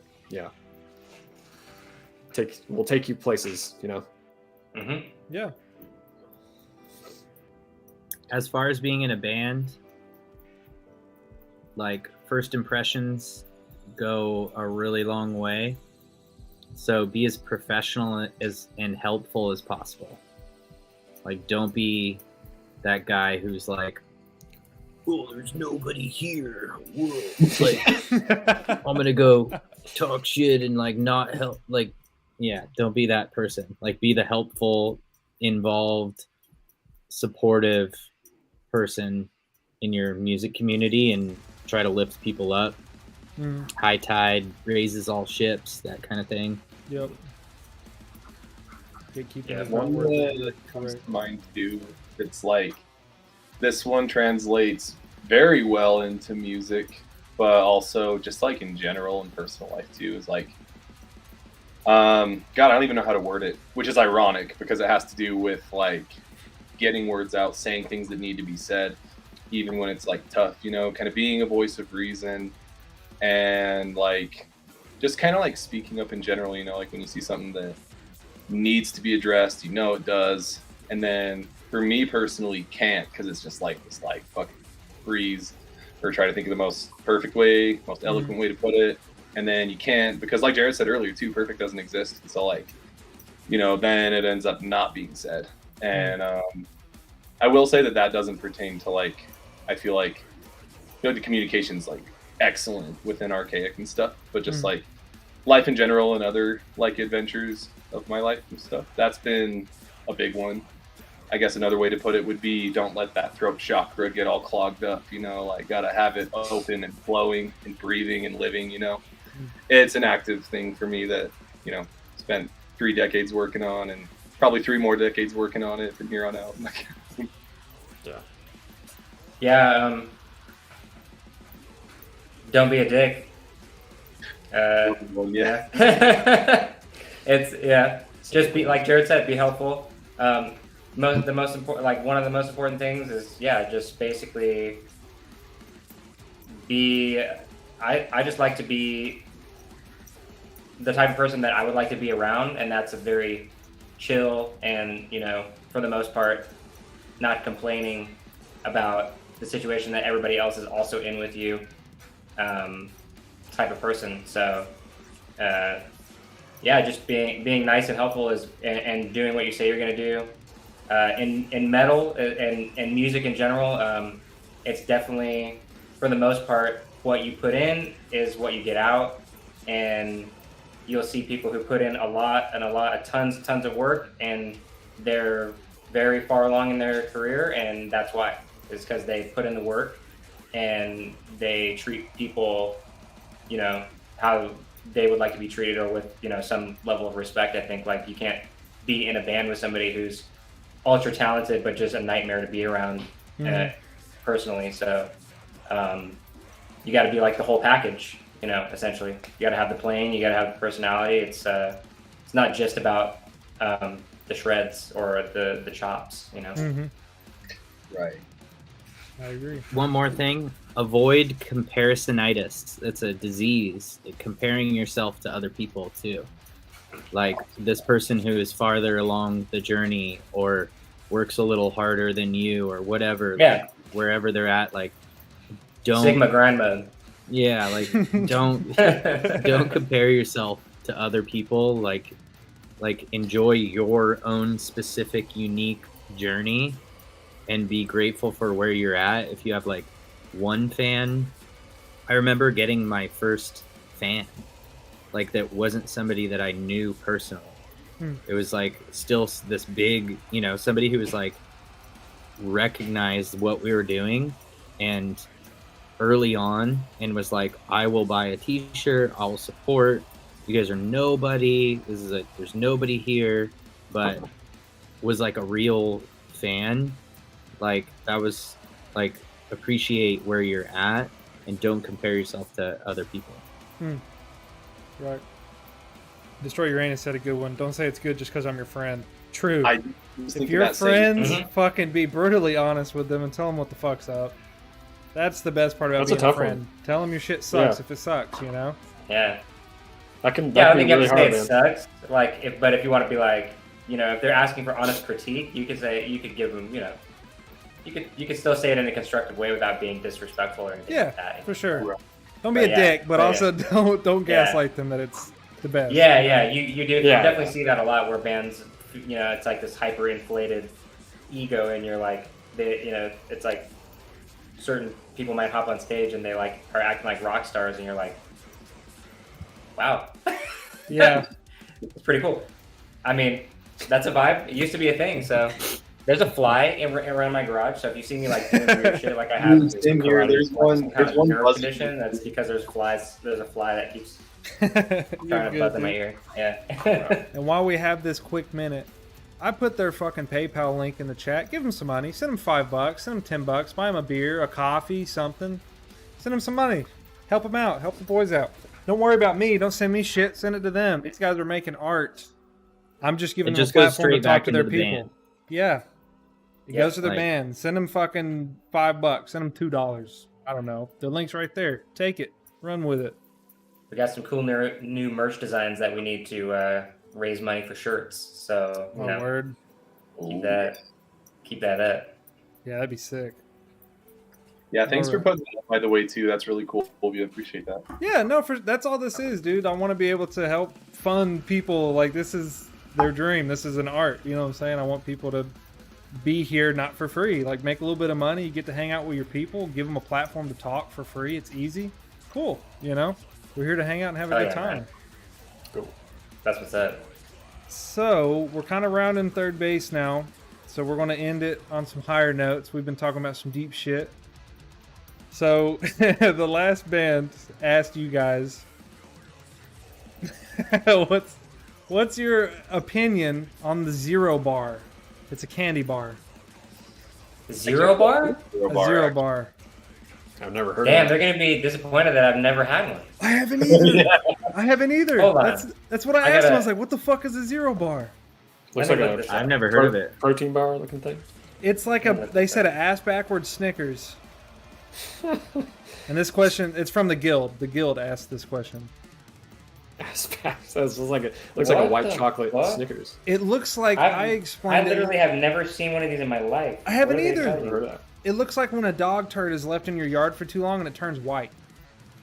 Oh, like the ones on Step Brothers, like lick that white dog shit. Exactly. See, there's looks like Larry. it- Larry yeah. says Zero Bars are amazing. Dude, I've never even fucking heard of a Zero Bar until yesterday. Well, now I gotta try one. It looks like an albino Snickers bar or something. These like West Tennessee Yeah. guys are crazy, bro. I don't get them. that. Yeah. So with that in Tennessee mind, thing. when we come across them, Zero we bar, gotta man. snag some of those. I'm going to try one too. But they said just in case you didn't know what a Zero Bar is, they still wanted to ask something you could answer. End of the Okay. world, and you're in a gas station. What candy bar are you taking?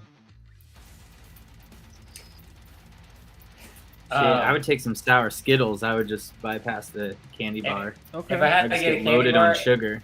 yeah. If I had to get a candy bar and it wasn't like a protein bar or something like that, I would go for like the Reese's Fast Break.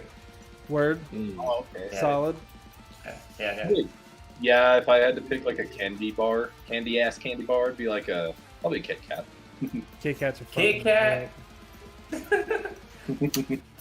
Yeah, dude, I don't even know. Like maybe my favorite candy are Shock Tarts, but they make my tongue bleed. Shark Tarts But, are good, okay. but yeah, they kick your ass. They destroy my mouth, but it's the apocalypse anyways. So Yeah, yeah, I'll do right. some Shock Tarts. Hell Yeah. yeah. Oh, First yeah. at a Crunch Bar. I'd Shock get. what? I'm a You never freak. heard I'd get a. Shock I'd get a Shock fucking Tarts. Butterfinger. Yeah, Butterfingers are tight. I fuck with I haven't had one of Butterfingers. those in a while. Heath bars are pretty banger, even though they're like bricks. I love Heath bars. They're Yeah, fucking actually, dude, bricks, something but like they're so good. toffee Yeah. would be good. Yeah. Yeah. There was this like random. I've only had it once, but a friend brought it from Australia like forever ago, and it was like some sort of a Cadbury that like I'm assuming that they probably sell it in Europe too, but definitely not here though. I don't know what it was. It was It reminded me of like, at least aesthetically, its appearance reminded me of Swiss cheese. Like it had holes all over it, and it was fucking bomb. It was really good. They had some with nuts and some that were dark, some that were light, but those are pretty banging too. So maybe I'd go down under and get me a couple of those little fucking Swiss cheese chocolates, you know. Dude, okay, Zero Bar, is this something that's like only East Coast or like Southeast? Is that So like, I'm farther east than those guys are, and I've never fucking seen one. So I don't know. Okay. Larry says that they're Yeah. good, but Larry's also from West Tennessee with the Guild. So maybe it's a West All right. Tennessee collective, Kentucky Maybe. fucking inbred type thing. I- Because I don't know. yeah, because it was like when I remember growing up. And when I was in like high school or middle school, one of my friends was from North Carolina, and he would always talk about, oh, you gotta try Cheerwine. It's the best soda ever. And I'm Yeah, all, Never heard of And I'm all, okay. And he would bring it sometimes, and he would be like, try this, it's amazing. It's, what it's like the best you've ever had or whatever. And I'd be like, yeah, it's all right, But it was like, you could only get it like East Coast. Yeah, it's like a more So cherry high I'd never C. heard of it. He also Yeah. talked to you a lot about Cookout too, didn't he? I don't remember that. I just remember the cheerwine thing. Okay. Because you get It was funny cheerwine at because- Cookout, and it's from North Carolina. Oh, okay. Because we played North Carolina last year with the Legion, and somebody there brought us like a nice cold 6-pack of cheerwine or whatever, or like a 2 6-packs or something like that. I was like, oh, that's nice. That's cool. Cheerwine's good. It's not the best. People freak shit about it for Yeah. some reason. I'm not a soda drinker, but like I had one just because I was like, all right, I'll have one. But Same. it was pretty good. Yeah. Die and Rot said, I still got my old ass Metamorphignition shirt I got along with my gold logo, the Lucid Collective shirt from when you guys played a free show at a bar in Tempe. Or Tempe, Arizona. maybe. Oh shit. Yeah. Hell yeah. That's some And OG shit. which bar in Tempe? Probably. Damn, that was before I played. Probably. Was that the? Was that play? I bet you. Maybe it was Tempe Tavern. Tempe Tavern, yeah. Yeah. Like Tempe Yeah, Tavern. yeah, Yeah, Tempe yeah, Tavern. yeah. Do you got Yeah, a surprise? Yes. What is the surprise? Hell yeah! Thanks for supporting, dude. Die and rot. Oh, the fucking cat. It was before Nathan joined. Dying Rot. Is that Shit, Josh? That was Was there with some of the Singularity boys? Oh, okay, word. Lady Boys. Well, boys, I have one very last question, and it kind of wraps around what we were talking about a minute ago. Don't say anything cool just because you're nice. What do you think I should have done different here this evening with you guys? Should I have asked any more questions? Do you have anything off the top of your head I should change for nice constructive criticism?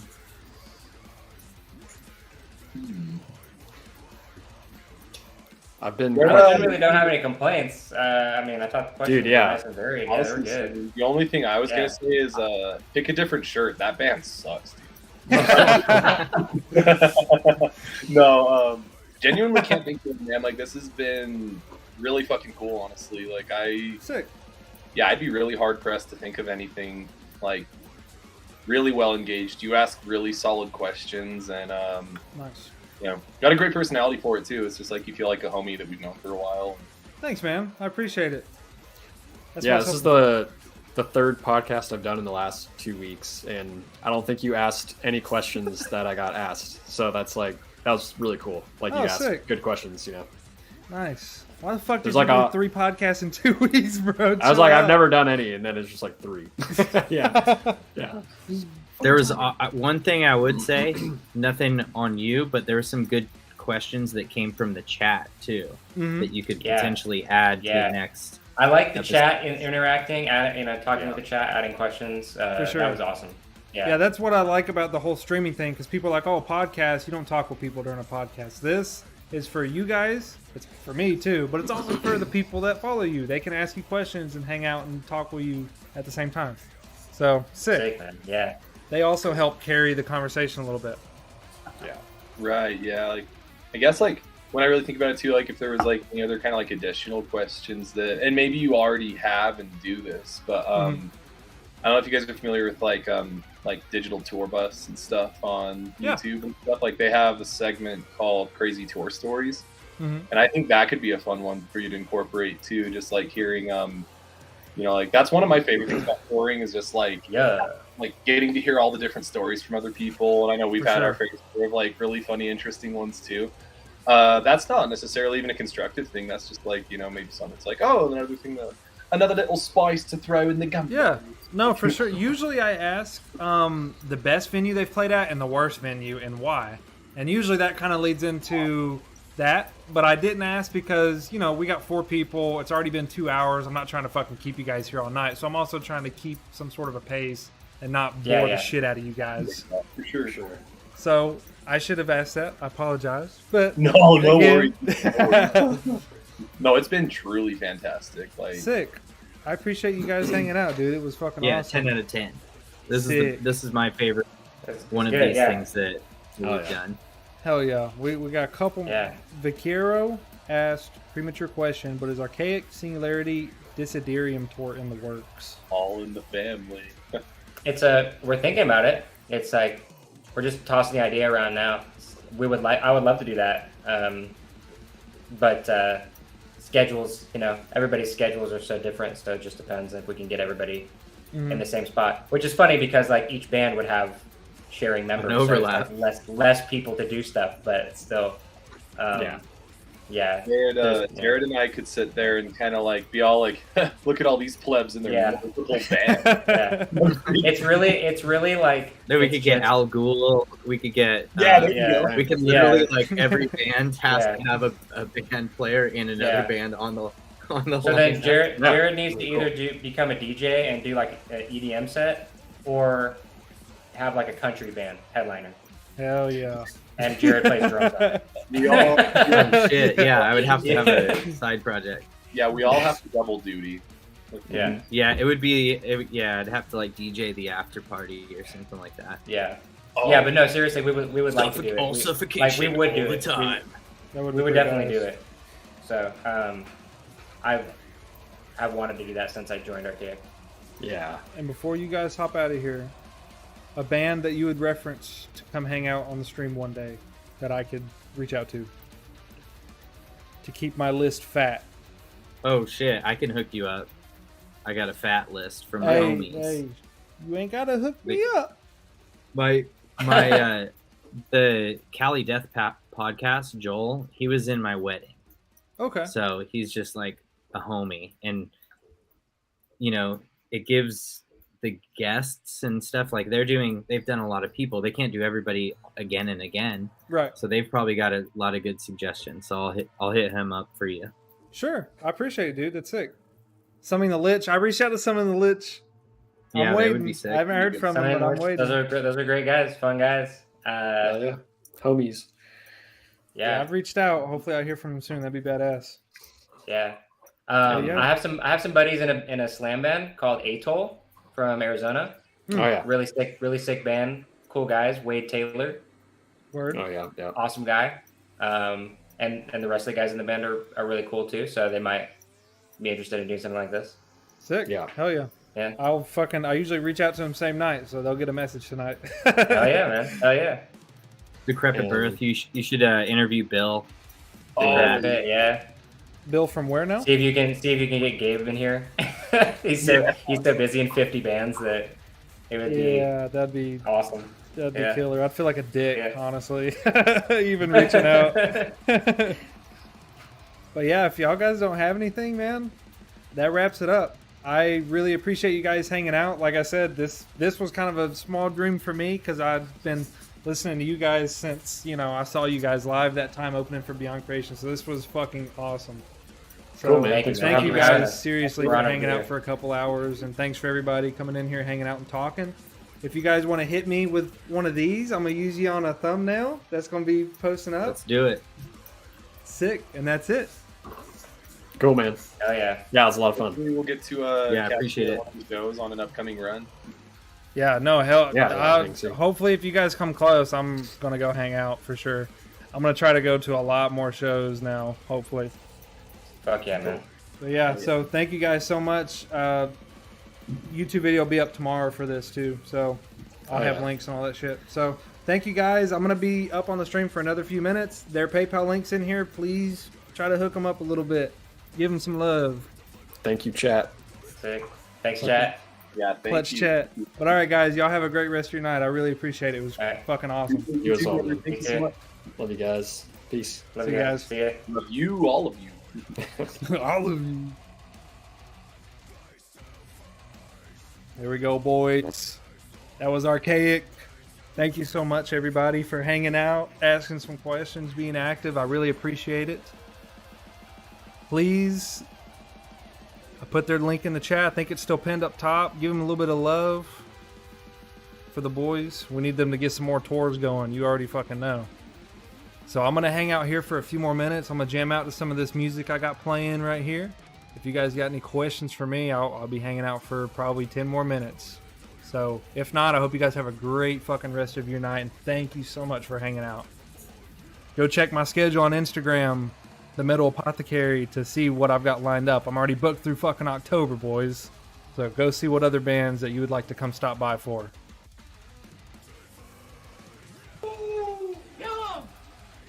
Enchanted Bonk, thank you for the follow, homie. I appreciate it. I'm almost at 100. I need 2 more, man. I need 2 more.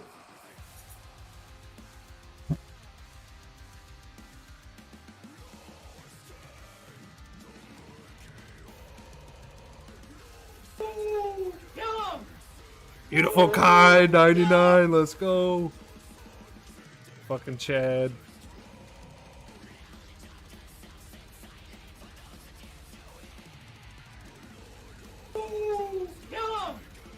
Cloud9 Recruiter, let's go, number 100. What a fucking guy. Fuck money, I just want 100 followers, let's go. I love you, thank you. Made my night.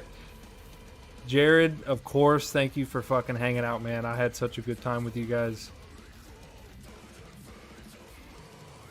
Now I'm at 100, I can die happy, so you guys have a great fucking rest of your night. I'm gonna fucking turn this music up and jam out, man. Drink more water, goddammit.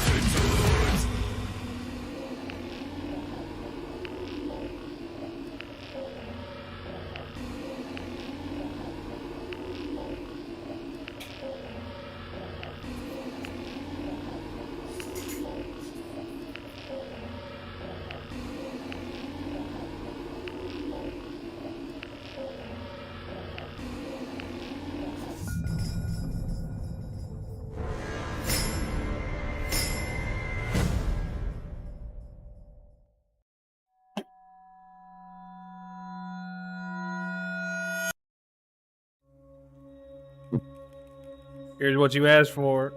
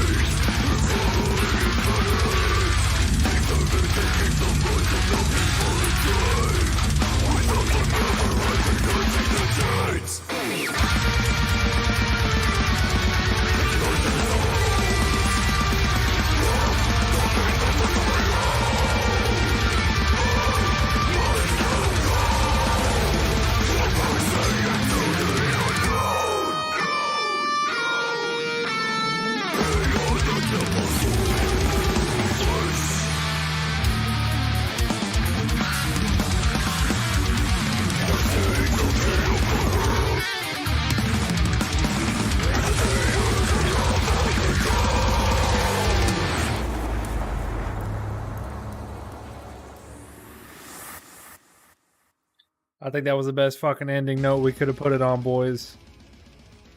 I hope you guys have a great rest of your night. Thank you so much for hanging out, guys. I truly hope to see you at the next one. That's the end of my fucking 6 days straight of streaming. So I've got about 6 days until my next one.